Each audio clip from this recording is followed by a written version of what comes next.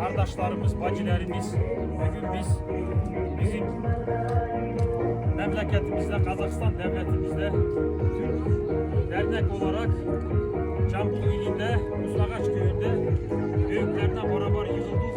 Bugün bizim devletimizde özel bir bayramdır.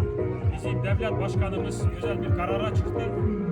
Referandum olarak tüm Kazakistan bölgesinde geçiyor.